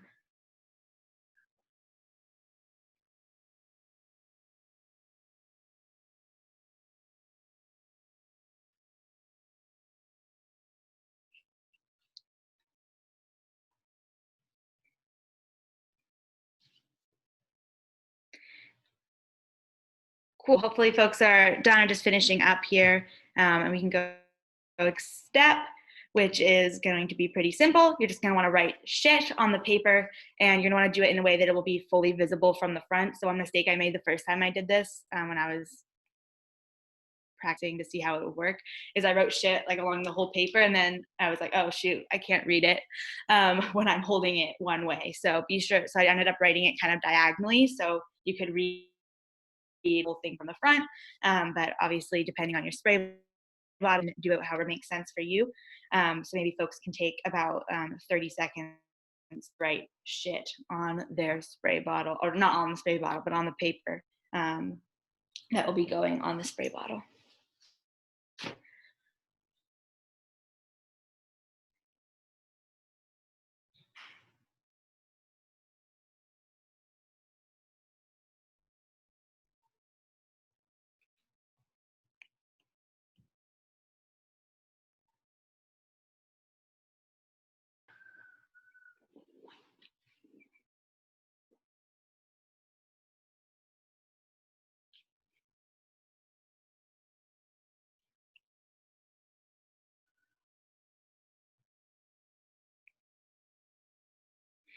Again, if folks want to hold up your paper when you're done so that I know that folks done it, that would be awesome. Cool, I see folks holding up their paper. Everything looks really good. Cool. Well, hopefully folks are just finishing that up, and we can go to the next step, which is fairly self-explanatory, and that's just to tape the paper onto the spray bottle so that it's held in place when you take your photo. So maybe folks can take about 30 seconds to do that. I think that should be pretty quick.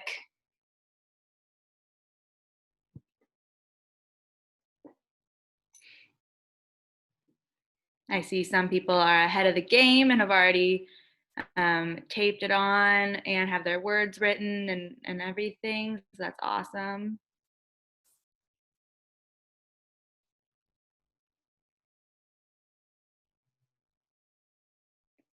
Cool.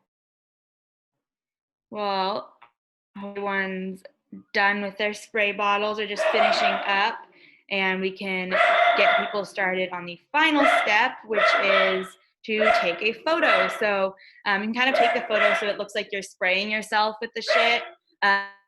I took several photos, and somehow all of the ones where it looked like I was spraying myself were blurry. So this is the one I have. If you can, you could try to make it look like you're like spraying yourself with the shit or something like that. So maybe folks can take about a minute or so, a minute or two to take a photo of themselves with their shit bottles.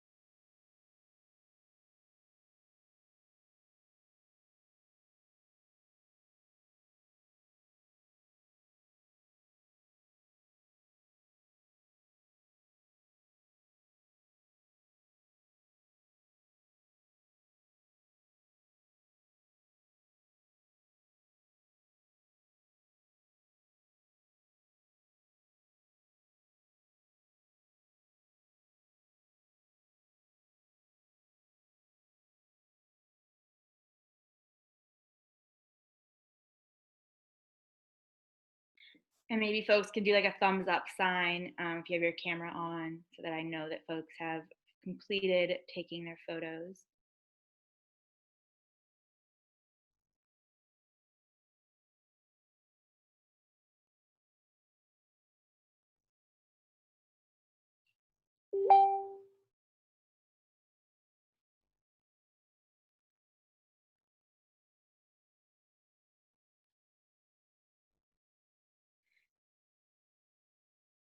Cool, maybe folks can take another 30 seconds to just finish up taking your photos, and then we'll move on to making our posts.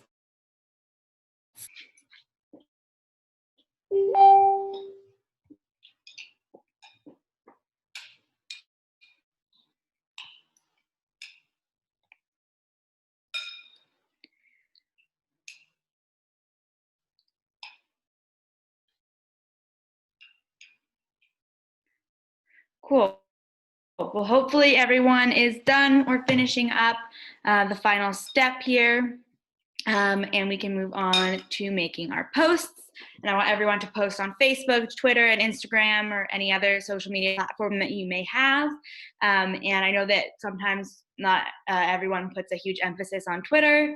Today, I do want everyone to put an emphasis on Twitter, because if like hashtag Shitfield to be trending, because if we can get that hashtag trending, then it will give us a lot more leverage in getting press and just in general raising awareness and putting more pressure on Smithfield. So the example caption that I've laid out for folks is: Smithfield Foods is spraying pig feces all over the houses of poor communities. We need to stop. Hashtag shit posting that in the comments here on the Zoom call. And I'm actually going to go ahead and exit this slideshow so folks if you want to use the caption word for word, the example caption, go for it. If that's easier for you, you're totally welcome to. And I'm actually going to tweet mine. And I'm going to, let me just move this bar here. I'm going to post my Facebook post, and then we can go over here and we can keep an eye on this hashtag page. We can see as everyone's posting, just refresh this page a few times as people's posts are going up.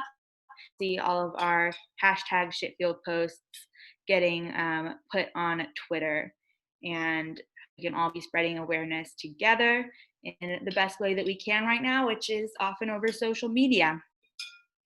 And one tip I have for everyone is I think it'd be awesome if folks use the link dxe.io/stop-Smithfield. And for Facebook, it's actually better not to put links in captions. So you can see on my Facebook post here, I'm going to comment support campaign, and then I'm going to put dxe.io/stop-Smithfield.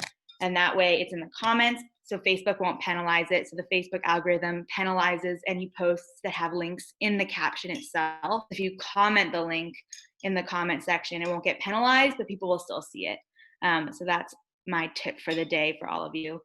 Let's refresh the Twitter here and see everyone's posts. See if some posts are up. Okay, it looks like folks are still getting their posts up, but I see that some have been just posting. So if you go to dxe.io/tweet too, if you did not do if you're not participating in the spray bottle, which I hope are, but if you're not, you can actually go to dxe.io/tweet, and you can just send a tweet to Smithfield without the spray bottle photo. But I think it's super powerful for Smithfield to see everybody taking a photo with the spray bottle, and it's also more visually shocking. Oh, Paul did his social media challenge. Thank you, Paul. Let's look at Paul's. Got his shit spray bottle. Nice work.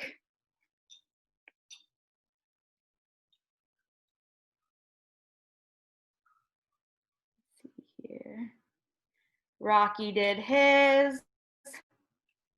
Nice work, Rocky. Cool. I'm excited to see everyone's. I see that some folks are just tweeting hashtag Shitfield, which is awesome. Again, if you didn't do the spray bottle, you can just go to dxe.io/tweet, because getting, even if you even do the spray bottle, I hope you did, it's still good to send out it, because we want to get hashtag Shitfield trending, which will help press and put more pressure on Smithfield. I'm sure it'll make them very upset that everyone's calling them Shield now, so that's exciting.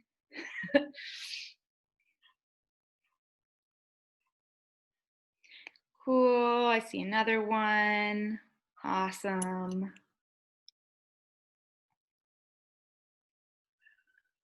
On another one. Thank you all for taking the challenge. Again, make sure to use hashtag Shitfield when you post your spray bottle photos.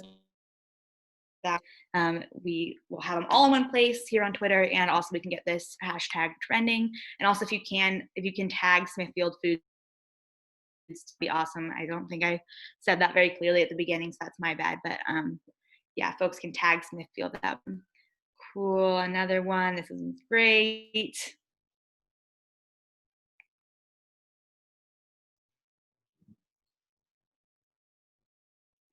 Cool.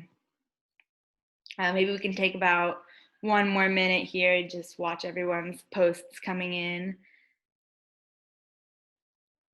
Nice. We got another one.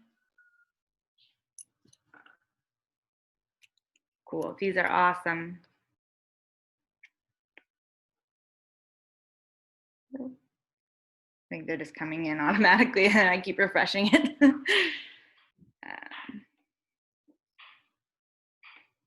So just while we're wrapping up here, I've just been informed that something exciting is happening on the live stream again. So while you're finishing writing your post, you can just tune into what's happening, and I'm just going to share the live stream here.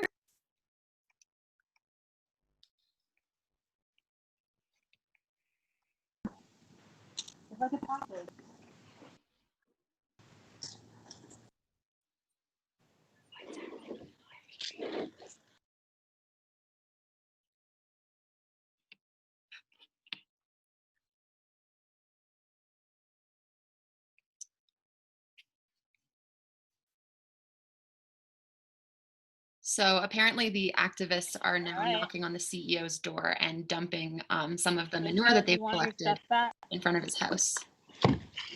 Oh. White water, little fertilizer. But who knows? There could be hepatitis E in there. I don't know. If Smithfield's hiding that from people, how would you know? So like, and all there's it's a little chunky near the bottom. This is literal shit. And the camera's facing forward, but if you could see the cringe that's on my face right now and the smell that we're experiencing, it would, you know, maybe the future of live streams will be able to provide a smell element. But I mean, this is Smithfield shit that's literally been brought back to Ken Sullivan. Blood, it's shit, it's urine, it's all sorts of whatever diseases, whatever came out of Smithfield's farm, of what they're doing to those victims, what workers are exposed to every day, is in here. So that's fine. Now the CEO can have some, right? It's fine for everyone. You're gonna go put that maybe just like on his doorstep. It seems like he has an Amazon package. Put it right by it.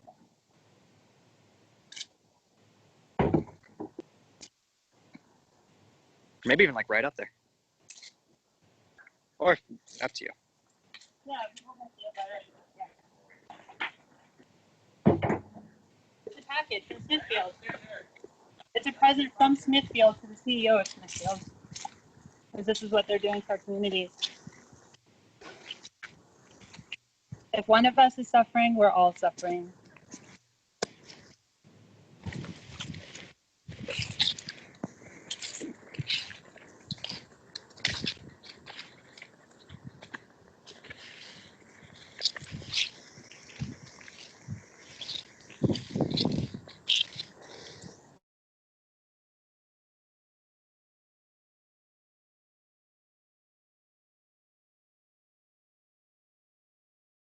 So that was a little update from our friends in Virginia who are at the CEO of Smithfield's house, and seems like they were kind of concluding their action by dumping the rest of the manure that they had collected, the waste water that they were spraying on the CEO's house. They dumped it right in front of his door on the walkway, and yeah, that was their kind of grand finale there, I think.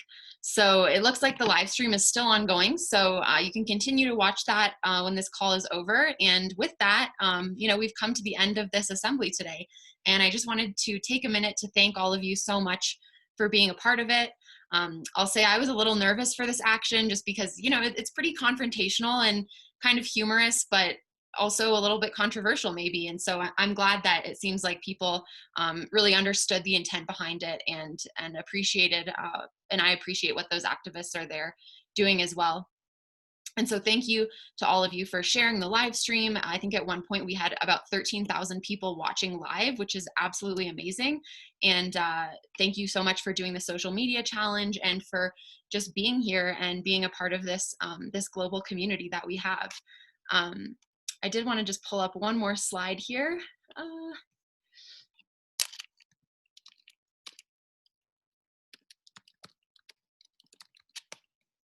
So here we go.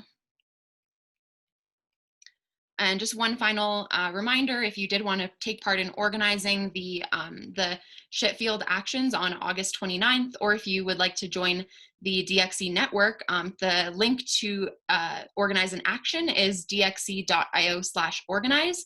And if you want to join the DXE network and connect with other activists in your area, the link for that is dxe.io/join.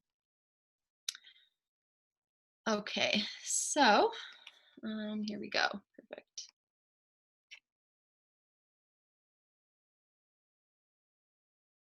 Got a little bit slow here.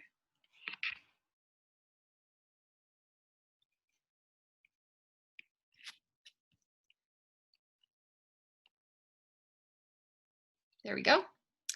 All right, so as always, we end these calls by just saying that if you do want to support our work financially and help Direct Action Everywhere continue investigating companies like Smithfield, doing open rescue, and putting on free events like this, you can visit this link here, dxe.io/donate, and any donation helps, and we really appreciate any support that you can give. And we also know that there are many ways that you can support this work, so if you prefer to support us in a different way, we appreciate that too, and just you being here and participating in these calls is really supportive and is helping to grow this global community that we have. I also wanted to take a moment to express gratitude again for all of you for joining us, and also to thank Maple and Kindle and Elsie and Almira, Raven and Cam and the whole crew out there in Virginia, and Dan and Tanya and Zoe, and our 2 ASL interpreters, Amanda and Amy Rose, and anyone else behind the scenes who helps make these calls possible. Thank you so much, and thank you again for joining us. And we have this little ending ritual that we do at the end of these calls, and this is something to make us feel a sense of togetherness even though we are so far apart. And this is called the Unity Clap, and it's actually something that was started by the United... Hey, I'm in the picture. I didn't. I'm really busy, but that's fine. Oh, seems like everyone got unmuted there. This is actually something that was started by the United Farm Workers movement in the 60s. And this was a way for them to bridge a language divide in their group. So they had Mexican members and Filipino members, and they couldn't actually speak to each other. They couldn't speak the same language. So they would do these claps at the end of the day. Sometimes they'd be really far across the fields from each other. And it was just a way to feel a sense of unity and show solidarity with each other. So the clap starts off really slow, and then it kind of builds and gets faster and faster. And, you know, at the end, we'll be all clapping just at a normal pace all together. And then it ends with one final clap. And this is about solidarity and also about fun. So it's okay to laugh or feel a little silly if you're just, you know, by yourself in a room clapping.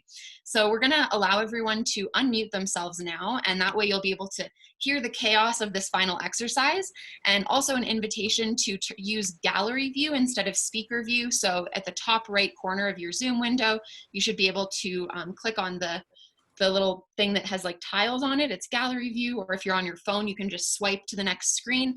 And that way you can also see all the other people who are on this call clapping with you together. So when the clap ends, that will be the end of our call here. And thank you so much again for joining us. And we can't wait to see you again next month. So let's see. Can everyone unmute themselves now? Yay! Yay. All right, here we go.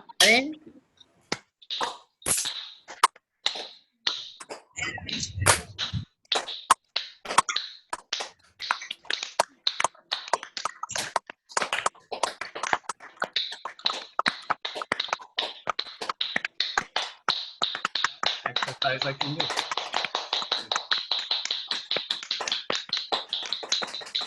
All right, thank you all so much. It was great seeing you all, and we'll see